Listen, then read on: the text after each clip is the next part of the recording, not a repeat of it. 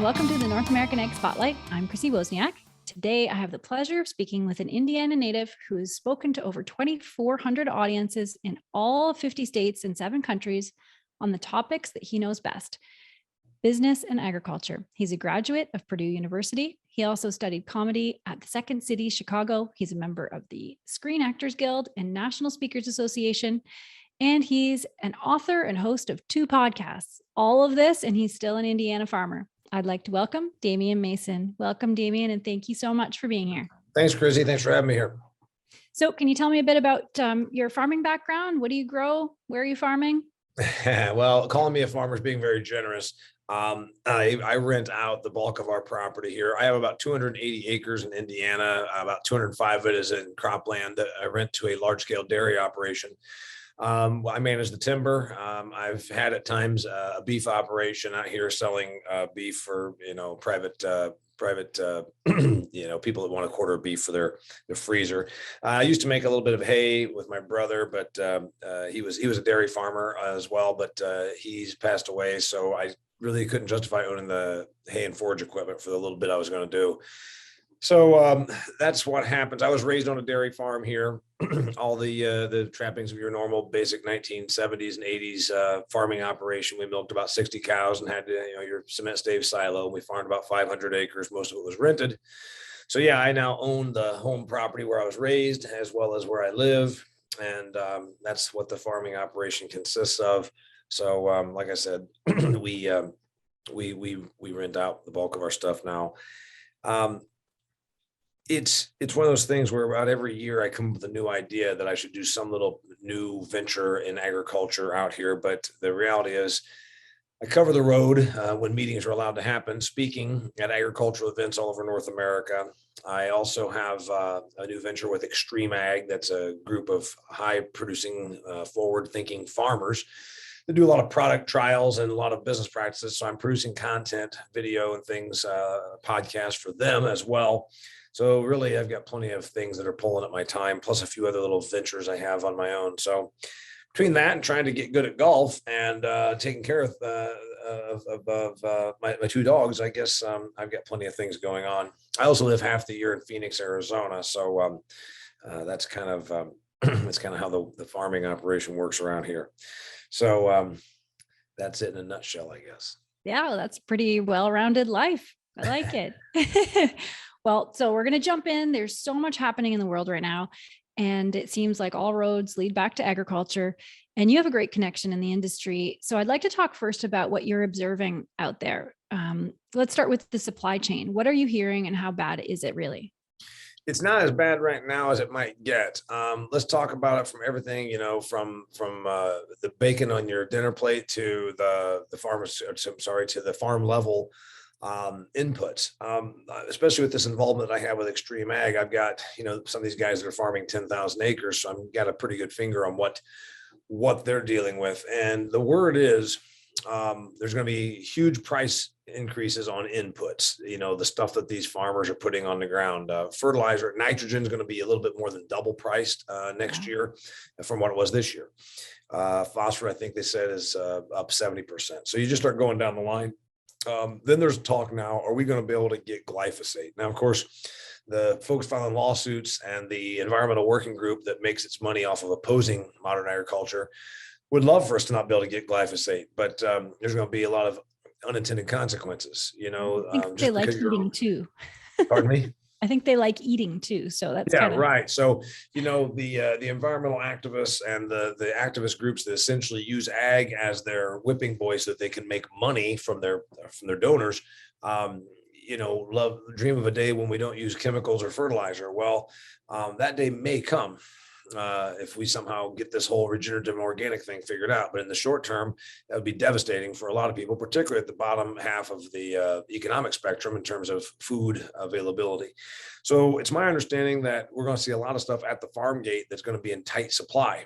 I have a group that I call the Business of Ag Success Group that you're going to be speaking to on Wednesday. And folks that are ag professionals from all different aspects of agriculture are in my group.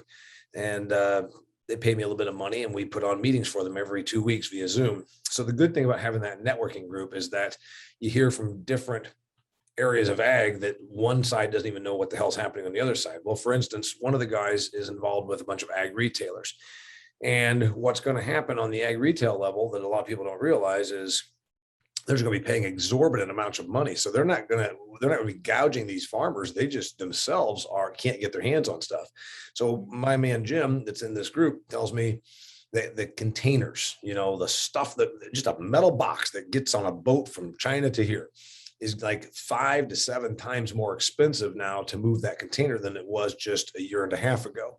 Wow. So China has us over the barrel. That's frankly our own fault, from pickup trucks where we got pickup trucks here in Indiana because we make a lot of pickup trucks here, stacked like cordwood. They're built, they're done, except they don't have a computer chip. And so this is a big topic here, Chrissy. If you've got a $45,000 pickup truck or $50,000 pickup truck, and it's completely unusable because of this little chip, that chip is now worth $50,000. That's what a lot of folks don't get. It's like, no, it's not. It's worth $13. Well, if you can't run the truck without it, it's worth $50,000. And China really knows that. There's an old saying in business: when you owe the bank $1 million, the bank owns you. When you owe the bank $100 million, you own the bank. And that's kind of the same situation when all of our eggs are in one basket. When our biggest customer, as well as our biggest supplier for ag, is China, I think we should be a great deal more alarmed than we are.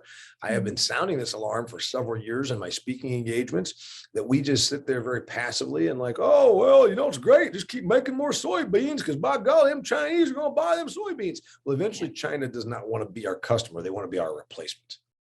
And that day is coming sooner than we should like to think. That's why they're making huge investments and buddying up with Brazil. They're going to third world countries and putting in ports and railroads so they can just completely replace the United States of America. And in the meantime, they've got us over a barrel now on a lot of these inputs. I know why we went there, because of the cost of manufacturing. I believe it was a almost near fatal error, or it will be a near fatal error if we don't get the stuff pulled out of there quickly. So that's the supply chain issue. You got containers that are 5 to 7 times more expensive to ship them across the pond. You've got near shortages or supply issues on a lot of plastics and resins that would then make the containers, the plastic bottles and jars, jugs that we haul this stuff in.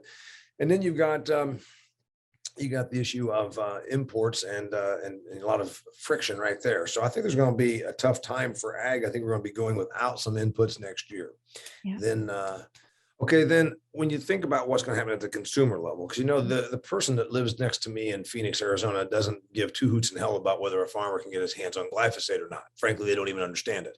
What they do understand is when they go to the grocery store and they see price increases, which we obviously are having.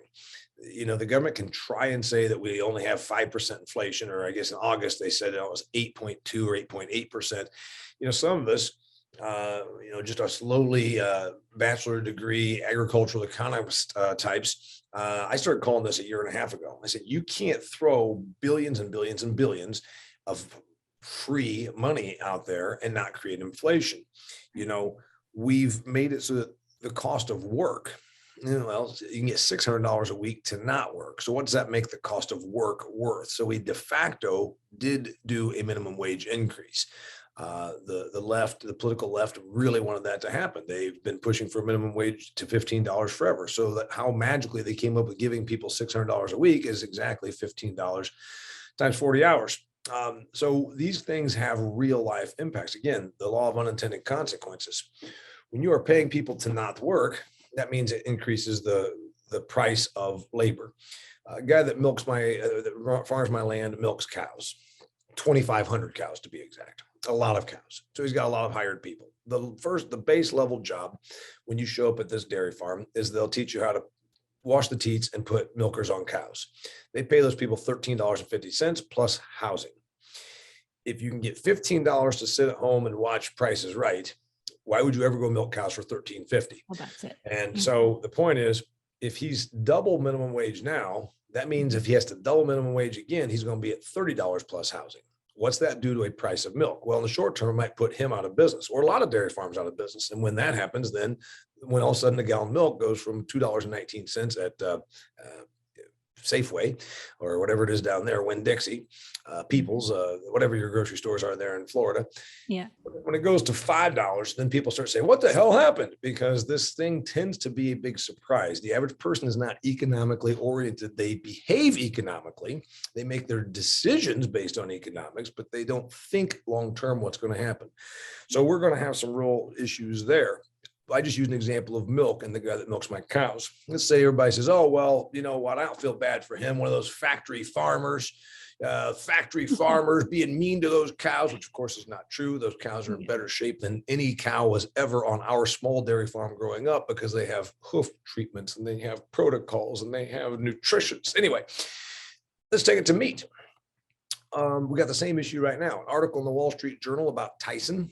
Tyson is pushing through this whole vaccine mandate for their employees. But they still have an issue of employees not showing up. They're trying to say it's because they're not healthy or they're afraid to work. The truth is, why would you go and process chickens in a stinky chicken processing facility if you can get paid to not have to?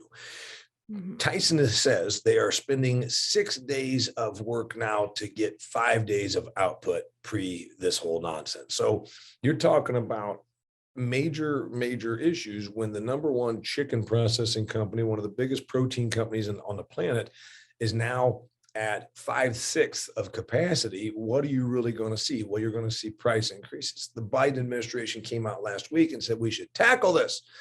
Those Biden people said that, you know what, those meat companies are gouging the consumer. Well, the reality is if you don't have people showing up, your facilities are running at about 80 to 85% of capacity. You're going to end up having to absorb that somehow. So I think we're really going to see this entire thing is going to come back to higher prices for everybody, which is what inflation times look like. That's it. And why we can see it, why, and they can't. It's just that's something that just blows me away. It's just been so obvious over the last year and a half what's going to happen. And now it's happening and people are, looking around, how did this happen? Right? It's just crazy. But what do you think? Like I said, most people, they when they get hit with it, it's kind of like the Three Little Pigs, Chrissy, about the straw house, the twig house, and the brick house. They will lazily accept the straw house all day long. And then when the big bad wolf blows it down, they just act surprised that this would ever happen. Well, this is what's happening right now. These government policy oftentimes seeks to circumvent the power of economic forces. And sometimes you just can't do that. Minimum wages, rent caps, all these things are essentially attempts to distort what economic forces would have happen. And again, using the Tyson example, eventually when they either have to, what's the answer then? Humans eat less chicken. Let's just put this, long term. They pay more or they eat less. That's about your two options, right? And or Tyson has to figure out a way then to build another building that can only run at 82% capacity because they're spending 6 days to get 5 days worth of output because employees are not showing up. I mean, that's where this thing goes. More automation. Right? Or more automation, which is coming. And that was coming anyhow. What tends to happen then is automation gets ramped up really quickly. Take World War II. We were already, an industrial, powerhouse, the United States of America in 1941. All of a sudden, you send a few million, young working age men all around the globe to go and get shot at. Somebody's got to still make the stuff. So, Rosie the Riveter, women for the first time then, really en masse went to the factories. Well, also, that still wasn't enough. So a tremendous amount of automation was forced. It's the old thing, necessity is the mother of invention. So is that going to happen? We started seeing this 1.5 years ago when meat facilities shut down because of worker issues on their health. So can it happen quickly? Yeah, it probably will. The plant protein people would love for this to be a real open door for them. And they thought that it was. Remarkably, it still hasn't really caught on. Beyond Burger and Impossible Burger, they're still around 1% or less of protein consumption in the United States of America. Right. I believe that some plant-based protein is coming, and it might be a function of higher meat prices. Whether the Biden administration can smack those companies on the hands hard enough to make them lower their prices or not is probably not really going to happen. So there could be an opportunity for some plant proteins, but I don't think it's going to be the Beyond Burger or the Impossible. I think those are kind of like MySpace. Remember 20 years Yes. ago, everybody said Right. 15 years ago, we're all going to have social media, and then MySpace. Well, Yeah. who the hell's on MySpace now? I don't even know if it exists. Yeah. Maybe Impossible Burger and Beyond are the MySpace of plant-based protein. That's a good point. I believe it could be. Yeah. I believe it could be plant-based proteins that are the lentils and the beans. I had a Canadian entrepreneur on my podcast about 2 months ago, and his company is going public, and they're more like plant-based high-protein pastas and things like this. And the idea is, if there's this environmental reason you don't eat meat, or there's this I'm humane, I don't eat meat, or more importantly, it might end up being meat's damned expensive now because of all these problems we have. Maybe the person says, but I still want protein. And you know what? That Impossible Burger is gross. Burger's burger. That ain't a burger. But I could eat this high protein pasta.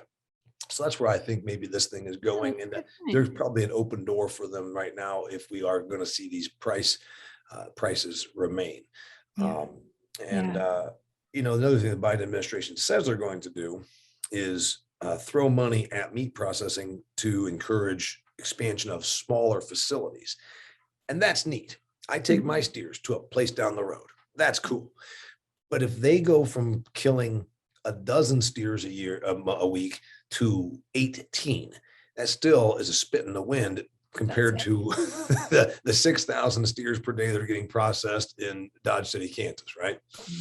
Yeah, exactly. So if you're speaking to farmers and manufacturers directly, what do you think it's important to consider as they move forward? Well, on the price input thing, I don't know how you get around it. I mean, if you're a farmer and you're doing a good job, you should spend as much time at your desk as you do in the shop. I always say there's the hide in the shop farmer that wants to go out and, keep taking stuff apart and putting it back together again. That's nice. That's cool. That wouldn't be me because I'm not really into wrenching on stuff too much. But if you're at your desk, you're paying attention to what you can do about getting inputs bought.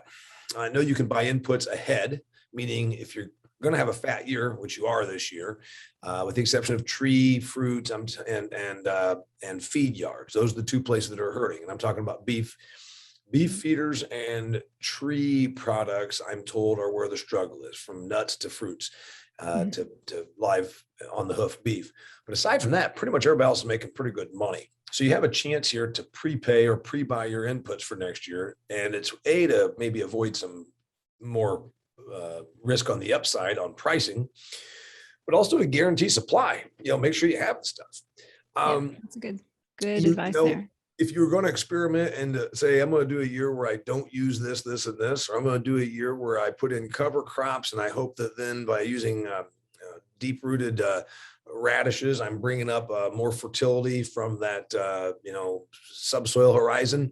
And by golly, maybe that, along with the aspect of the green manure vegetation, I can cut back on fertilizer usage. That's maybe an option. If you had an option to sort of experiment with something new that you could get by with less inputs.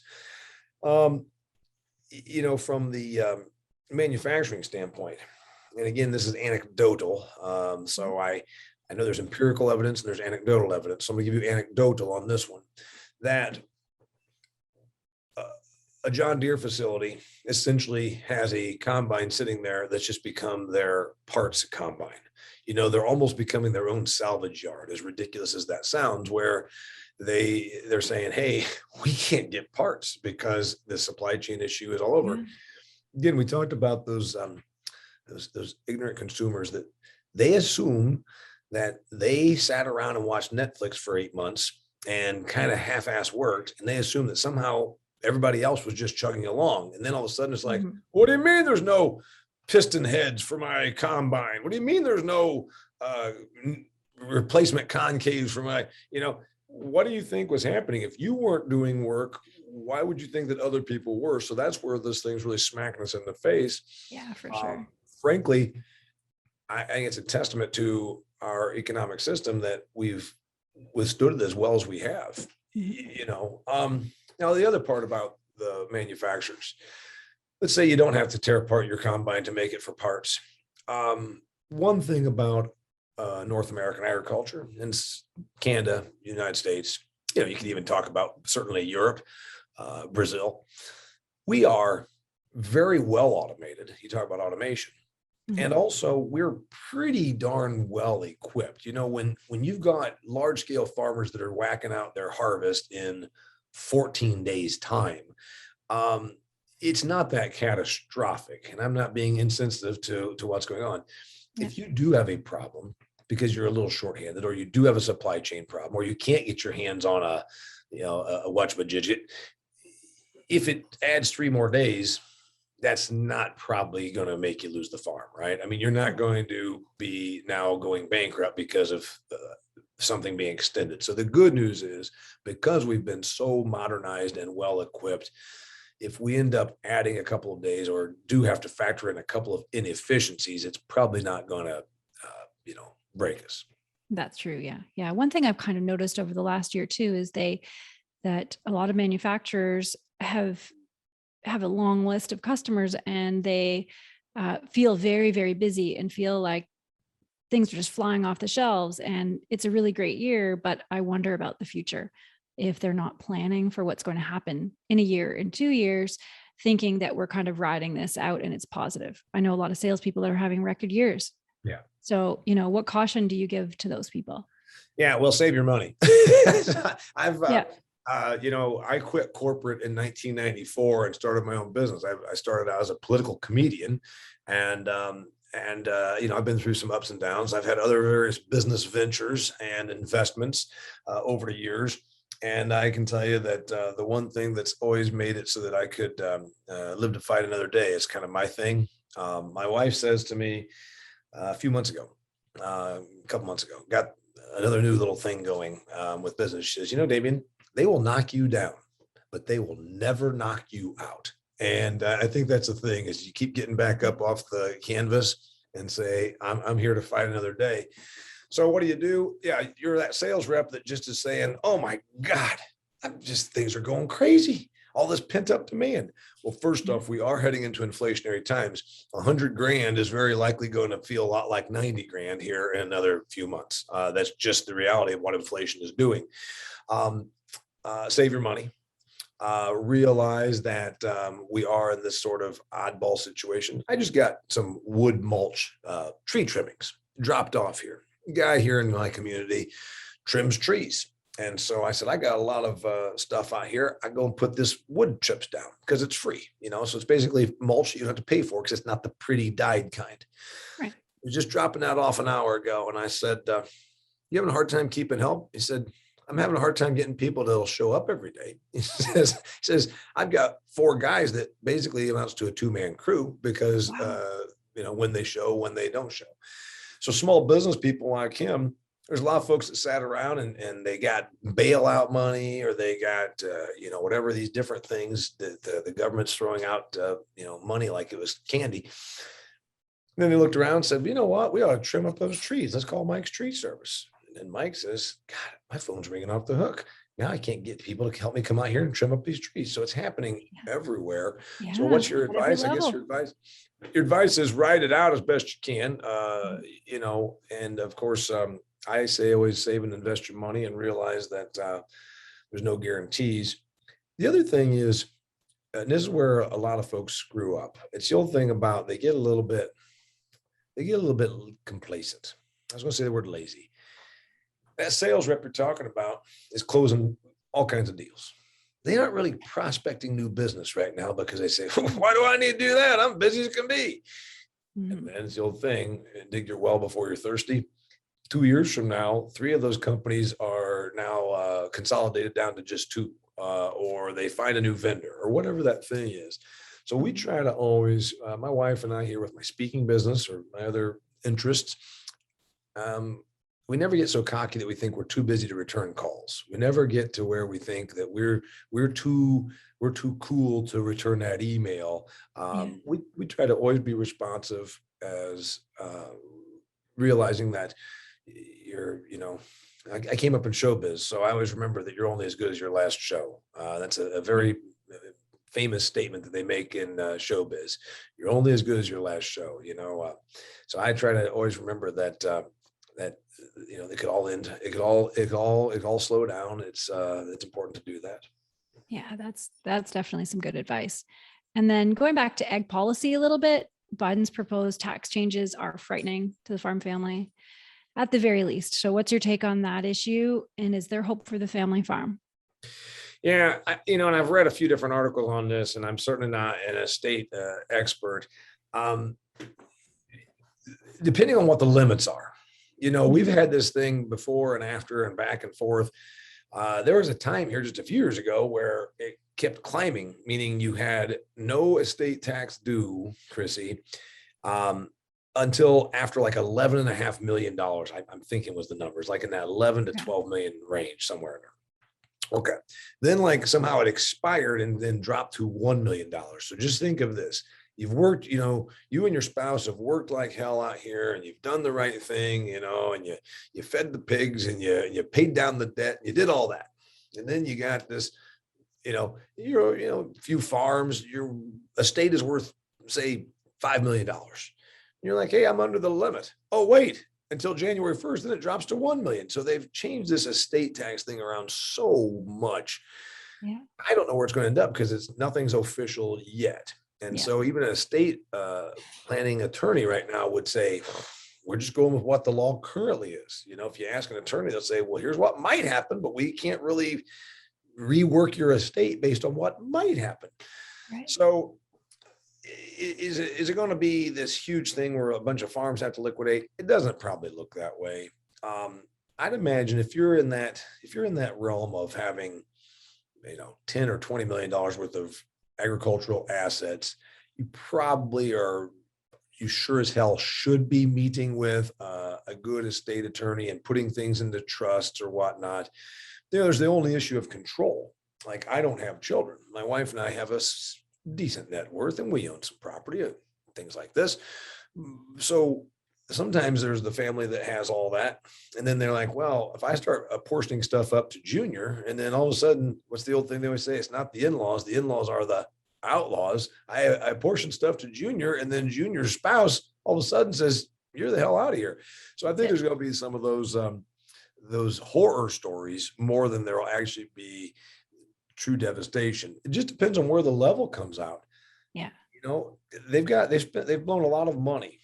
And the one thing that the governments do, and whether it's at the city, the state, the local, or the federal level, they blow the money, and then they go about figuring out where they can confiscate somebody else's money to pay for their programs. So they will probably make it hard on agriculture, but it depends on where that level comes in. And I got to tell you, I'm as conservative as anybody. I'm very libertarian, in fact. I generally oppose all taxation. I oppose property taxation. If the government has a lien on my farm every 6 months, then do I really own anything? So that being said, estate taxes, and this was said by like Warren Buffett, I think a decade or so ago in an article I read. The one thing about estate taxes at some level, if you don't have some level of that, then you end up very quickly in a sort of feudal system where it's kings and queens and then the rest of us peasants, because if they can pass on hundreds of millions of dollars, which they already do with the different structures and the way they do things, what chance do we ever have? How do I ever buy the farm down the road when it's just continually being accumulated by this massive amount of sort of modern day aristocracy? So there is, as much as I hate to say it, there is an argument to be made for some level of estate taxation, only in that it makes it so that Bill Gates, who's already figured out enough methods to sort of put the ledger more on his favor, it does make it a little bit so that they're not just going to continue to accumulate that. So, yeah, that's about it. Long story, long answer to not really give you any concrete answer. I know, Chrissy. Right. Yeah, I know it's all good stuff to think about, though. There's a lot in there, and we're kind of just along for the ride right now, figuring out what's going to happen and speculating at this point. I mean, that's one of many things with what's going on right now. You know, they're talking about $3.5 trillion of what they call an infrastructure package, and it doesn't look a bit like infrastructure, as you and I well know, or anything that we would have defined as infrastructure up until this whole thing. So remember what they do when they want to push through spending, they just redefine the terms, right? Yeah, something more palatable for the commoners, right? Yeah. So the point Yeah. is they're going to have to pay for this. So there's no way that taxes can't go up. I mean, Yeah. again, you talk about the people that just seem oblivious to all this. Like, how would you come up with $6 trillion? It's a number that you can't even comprehend, right? Yeah. How would you come up with that without increasing tax revenue? And so something's got to pay for it. Yeah, for sure. And kind of changing tracks. You wrote a blog earlier this year, and it was titled "Time for Ag to Change the Curriculum of Educating the Consumer." And I just want to know what you mean by that, because I agree with that, and I just want to hear what you think. Yeah. So the concept I have with changing the curriculum of educating the consumer, we have been saying this for a long, long time. And I'm 52 years old. I've been to ag events since I was a little boy. The machinery dealer would put out ham sandwiches and show you a film, or they'd have the local ag broadcaster from the AM radio station come in and talk. And the themes that we usually hear a lot of in ag, Chrissy, and I kind of ruffle some feathers when I say this. We've told them how lucky they are that we feed them. If you ate today, thank a farmer, thank a farmer. Well, you know what? If you farmed it today, thank a consumer. Yeah. There's two sides to this, right? I also, do I need to thank the 13-year-old kid in Bangladesh that made my shoes? I mean, let's be honest here. Who all are we going to thank? There's that. And then there's the other thing we love to say at ag meetings is talk about educating the consumer. Just got to educate the consumer. You know what we need to do? We got to go out there and educate the consumer. And I do have a big social media following, and I am active out here as a media, sometimes in the media ag guy. And I'm happy to tell my friends in the suburbs of Arizona about what happens in agriculture. But this idea that we think it means we're just going to keep doing what we want to do. As long as we tell you why we're doing it, you're going to let us do it. Right. Well, I'm not sure that's going to fly, because we live in an environment of environmentalism. We've got organizations that believe just because you own that field right there doesn't mean that you have the right to pollute my river. And so, and there's a case to be made for that. The consumer can increasingly believe that they should have control over a lot of things that we didn't think that they should. So when we keep talking about educating the consumer, what that usually means is it's ag people saying, we want to just keep doing things the way we do it. As long as we tell you why, then you'll just shut the hell up and be happy and thank a farmer. And I would counter that with, maybe it's time, Chrissy, that we think, all right, first off, when you say educate the consumer, we're implying that they are ignorant. And maybe they are. Let's face it, they don't know a lot about what happens out here at the farm gates. But it's also on the verge of insulting. What if I came to your farm and said, you know what, I'm just going to educate you about what happens in the city? You'd be like, who the hell do you think you are? Well, again, look at it from their side. There's the other part of it that presumes that they care. Now, this is the one that a lot of ag people don't get, and I do ruffle some feathers. If you go to the store and generally you have everything you want, and you spend 6.4% of your income on food, which is what it is on average in the United States of America, less than that for wealthy people, more than that percentage for poorer people, as you might imagine. But if you're spending 6.5% of your income on food, the grocery store generally has everything you want. Even with hiccups here in the last year and a half, you still pretty much, had what you want. Why would you care? Right. I point this out all the time. I got a cell phone right here. It's a smartphone. It's a wonderful piece of equipment, right? It does all kinds of stuff. It's smarter than the Apollo space program 50 years ago. I don't know how it works. I know how to use it. I know how to use it for my work, but I don't know how the technology in here works. So if Apple thought that, hey, just imagine, Chrissy, Apple, one of the biggest tech companies on the planet said, hey, you know what? We're going to make this and you're not going to like it. But by God, we're going to tell you how we did it, because that's educating the consumer. You'd say, screw you. I'll just go get a Samsung. I don't need educated. I just want it to work. That's kind of our consumer when it comes to their groceries. Right. So they want it on the shelf. Yeah, we're hung up over here on educating. It's fine to let them know what happens out here, and it's good Yeah. to have that communication. It just needs to be, yeah, well, we go overboard on this. Educate the consumer, educate. And like, maybe the consumer doesn't care. Do you care how your phone was made? Ask that question, and it's a great comparison. Yeah. Yeah, that's it. Yeah, I think I think we really do get stuck in that rut of education, and it's important, but I really like that perspective, because we have to keep being creative. Yeah. Yeah. Yeah. And you are also the host of 2 podcasts. Can you tell me a little bit about the 2 podcasts? Yeah. So if you're watching this, dear viewer or listener, it's the Business of Agriculture with Damian Mason. It's my backdrop right here. You can go to damianmason.com and you can find all my stuff. I do the Business of Agriculture comes out every week. I do another one that's geared to small biz-minded folks called Do Business Better. I have a book called Do Business Better. I guess I can pull that up and show your viewers right here. It looks a little bit like this. So the 2 podcasts, if you are an ag person, which I know we've got machinery people and farmers that love them are listening to your program here, you'd ought to really think about your business and always view it from an outside perspective. That's what we seek to do with the Do Business Better podcast.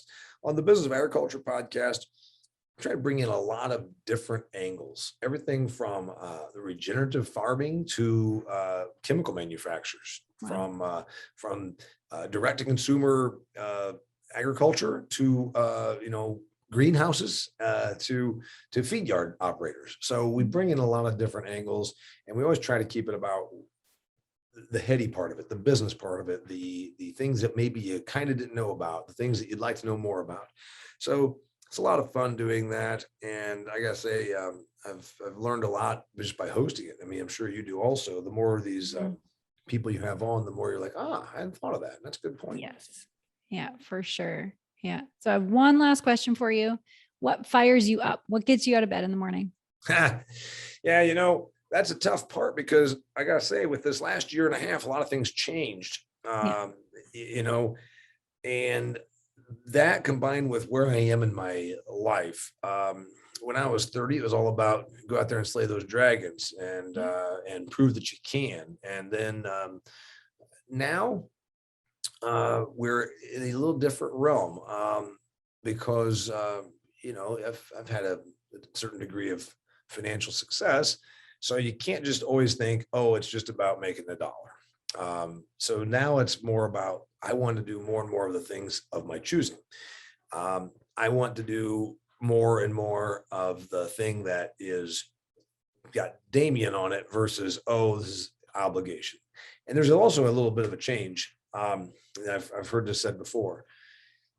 Tomorrow, I could say I have to go to Florida to speak for the Florida Fruit and Vegetable Association. Or I could say I get to go to Florida to speak to the Florida Fruit and Vegetable Association.